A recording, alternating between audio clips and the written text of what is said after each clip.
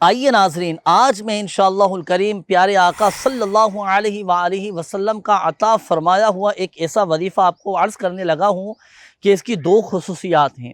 ایک تو یہ کہ تنگ دستی اور محتاجی سے ہمیں امن نصیب ہوگا، اور مرنے کے بعد جب ہم قبر میں جائیں گے نا تو قبر کی وحشت سے ہمارا دل نہیں گھبرائے گا۔ تو ناظرین وہ وظیفہ کیا ہے؟ آئیے ناظرین، اب میں عرض کرتا ہوں حدیث پاک سے ایک خاص وظیفہ۔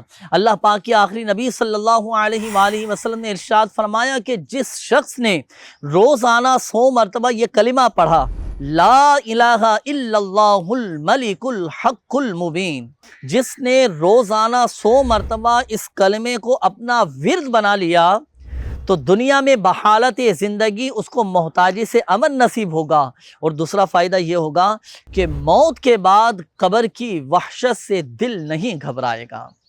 تو ناظرین، قبر میں ہم ہوں گے اور ہمارے اعمال ہوں گے۔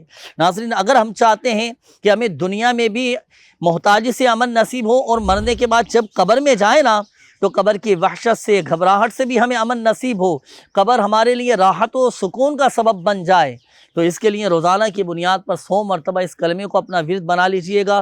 ماشاءاللہ ماہ ربیع الاول شریف اپنی برکتیں لٹا رہا ہے، اس ماہ مبارک میں بھی اس وظیفے کو اپنے معمولات میں شامل رکھیے گا، اور پوری زندگی نیت فرما لیں کہ روزانہ کی بنیاد پر صرف 100 مرتبہ ہم نے اس کلمے کو اپنا ورد بنانا ہے۔ انشاءاللہ الکریم دنیا میں بھی اور مرنے کے بعد قبر میں بھی اس وظیفے کی ہمیں برکتیں نصیب ہوں۔